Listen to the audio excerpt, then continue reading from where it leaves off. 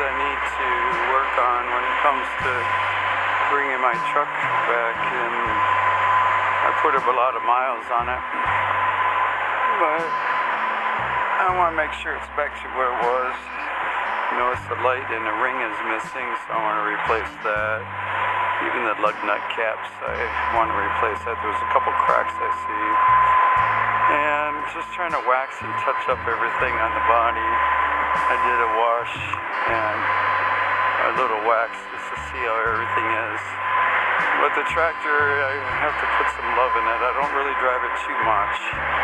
But I'm going to work on getting bolts on here. I see this sways too much. I like this stiff. That means a good flat washer, but the bolt's probably rubbed out, where it's better just to replace the bolt and washer and really get this back to solid again. And really look at everything. I can have everything at stainless, so you can easily get these rust off. So you really look at everything, that nothing really needs to be replaced. Looks like the inside rings here I'll probably replace. They're getting old. And then every couple of years you replace that. So it looks like 4 I'll get. And keep looking around. I bought caps on the other side because there was actually a dent on one. There's a little nick there, so I'll replace that. And make sure these caps, everything's good. And it looks really nice when it comes to the class of it. You don't want to go too much on it. When you're looking at little things, even touch-up paint. This looks like it's a root beer color. Root beer is more of a purple in brown, so that's a royal brown is root beer. And this is, you can see the metal flake in there, and it's more where it's actually a royal root beer. There's more purple in here, and the metal flakes are red. If you see it, the metal flakes are really impressive on here. A lot of metal flakes are actually silver, and these metal flakes, you can see it's red. And it's really stand out. So when you do touch-up, I got to do all these rivets here, and I have to touch them up. And you have to bring the brown and the purple and this little bit of red and lay it all out. Just pour it on what you put, where you mix it with the brush to the color that it looks like, then start touching everything up. It's a long process, but it has to be done. This is a 95, so you have to really keep up with it. You see all the touch-up. Everybody's done different colors. These are red. But once you find the right match, you can really look at the paint. But how beautiful this one is because you can see in the sun itself how the red is flickering. And that's the metal flake, a red metal flake. Very rare for Peterbilts. But yeah, there was actually 2 are bought. And the other one had a brown pinstripe on it. And this one's a green pinstripe. I'm looking at some cracks here. There's one you can see it's cracked. Here's this one here. It's really noticeable. And they got different ends on them. They're getting old. You can see they're all like this. But I bought these brand new. It's got a lot of miles on it. And you want to look at what it is. Studied it. You got white, you have gray, and the screw-ons. Here's the black. It looks like the white is the one. You have these inserts that screw in and squeeze together. But now you have the screw-ins. This is the one that has the little the threads that stick out of the nut. And then you have the white one here. And the white one is usually the tightest one. You can see coming off of it they use white.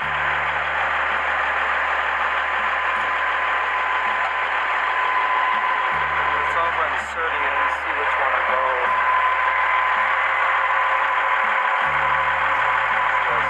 So the white, you see how I squeeze in once you roll it in. That's a snug fit all the way in. It was extending too much, so it looks like the white's for this one.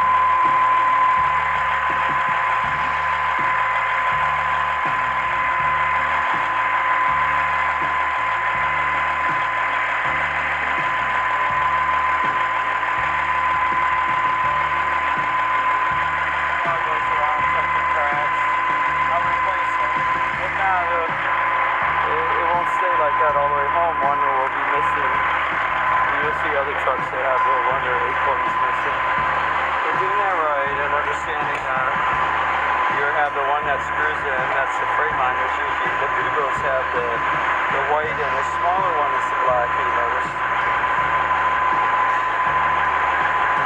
You always keep an eyeball on making sure they're all tight. They look good with this core caps. Really looks nice, and just keep the rim nice and polished. This is the tool you use, it's a Alcoa wrench. They do have the ones that go on the socket, it's orange. Alright, let's get this thing going. It's really hard to get clears. It's a different brand, but I'm pretty sure it's going to match.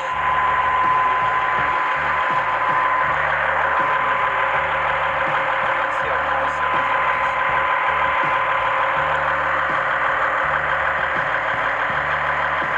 The uniformity is really important.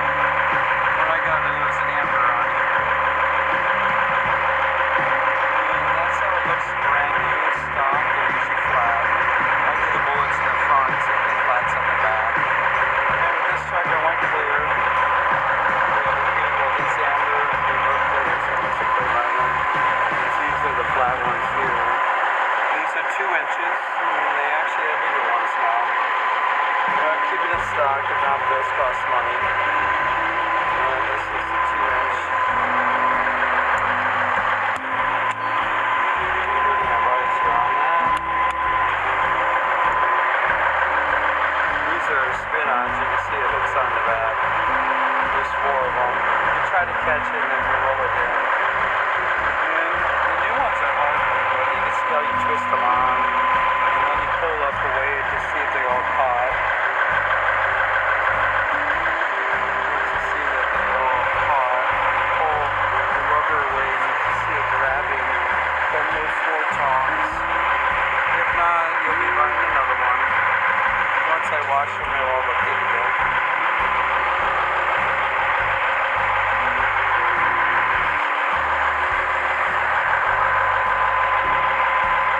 It's a little bit different. These are the Magnas, and these other ones here, Grand General. They really don't have any clears anymore. They went to a different style. But I've had these for many, many years. Alright, that's just a quick thing I bought here at the TA truck stop. This is the largest truck stop in the world. And they really make famous on that. The parking is all over. And you'll see that they have a museum here. And you'll find many different trucks, all different kinds. I'll show you this one here, it's really neat. This heavy hauler backing up. You gotta trust those little mirrors. But there's a cab over Kenworth here, it's pretty neat. You can pretty well see it right now, look at that. That's the first, 1976 they brought that Kenworth out. And it had the bicentennial kind of red, white, and blue flag. But this is really bolted to the frame. The Fords are the first to put airbags in these frames. Looks like he's got an aftermarket shop frame, but this Kenworth is very rare. The K100s. He really worked on it. He's from Minnesota too. You think this is from California. They're very good. All I has to do is work on the aluminum, but the paint job looks good. Got some metal flake in there. That's how they did in those days. They put big lines on it. They had different colors. Well, can you imagine running that in February, huh? That's a good setup, but it's bouncy in there. I remember hanging onto the dash every time you go over a bridge. So you can see all the different trucks here, and this one here looks really nice. He's got a stretch frame. Looks good, he got enough lights on it. See, he went clear too, so the clear is really looking great. They have chrome too on your clear. You can really decide what kind of clear you want. Everybody comes out here with pride.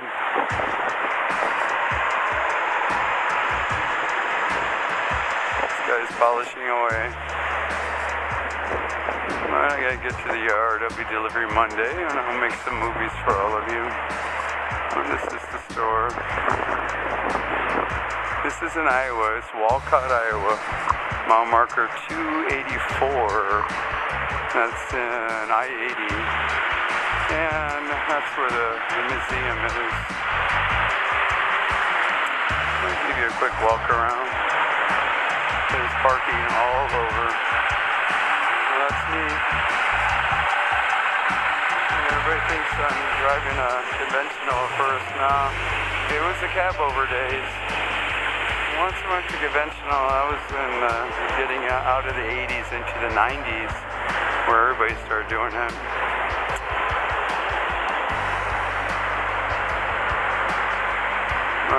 Far away, you'll see my truck here. It looks different than others, a classic look.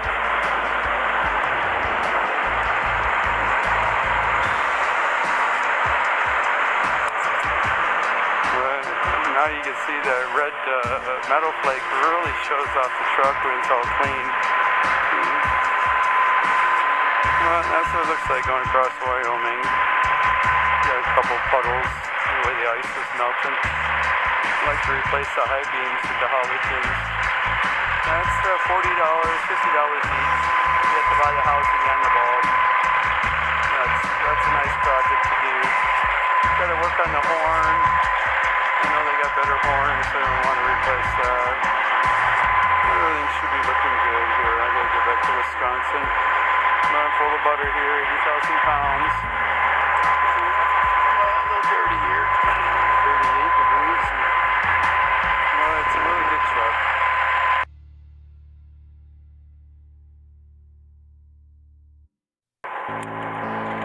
And when the jewel goes out, you gotta get it replaced too.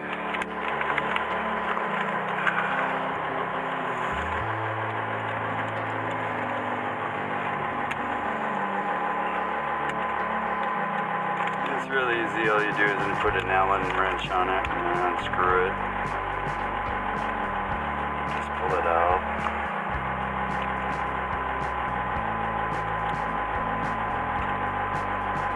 When one goes out, it's nice to see two go out, so you just buy one because they come in two.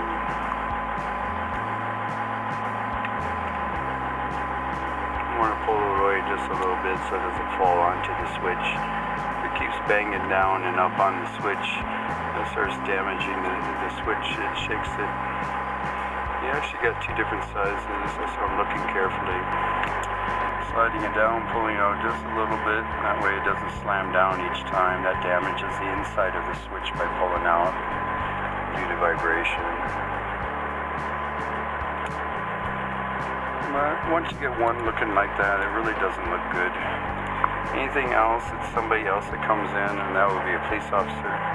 And they look at little things. So if they look at that, then they go ahead and start looking at other things that are broken that you don't fix. Once you have 10 projects, then you realize that they're looking for that too, and then they'll find if you really take care of your equipment, especially if it's old. And everything I've done getting DOT, they're always impressed with everything I say and do, and the equipment, how it passes so easily. There's nothing to hide in this truck.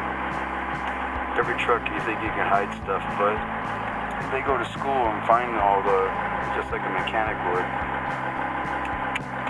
That looks beautiful, doesn't it? Wrinkle ring, it even matches that. That way I decided to get two to see if I want a longer one for my cruise. You can see how it can reach to me. And then the smaller ones would be up here, and that way you can just reach it to it. When you go longer, you can't put muscle on it, then you break your switch. So if you're going to put muscle and keep slamming switches, then get the short, stubby ones. And then you'll save from replacing broken switches, especially the Freightliners, because they're all plastic, and the metal ones are only in the Peterbilts. Kenworths are really back and forth. Well, that's the jewels, and you'll see even the cigarette lighter. You got a beautiful touch of class here when it comes to the little things that make it personal. So that's the Peterbilt 95 dash. It's pretty good. The only thing it's missing is a couple of these, but trying to find that color is very hard. And that's my office.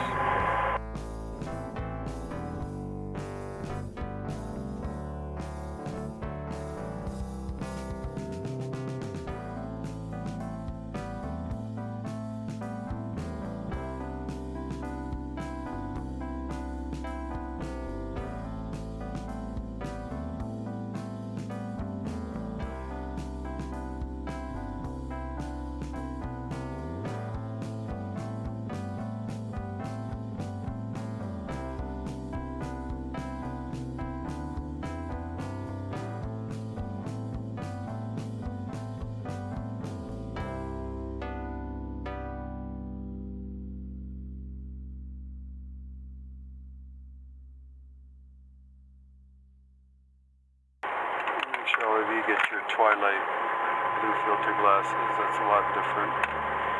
Then that's 97%, and you'll see, and this is 50%. So you wear that in the day, with all the headlights and street lights going on, that's called twilight, and that will block 97%. If you go 99, you really can't read many signs. It's really not safe, so I'd recommend the 97%.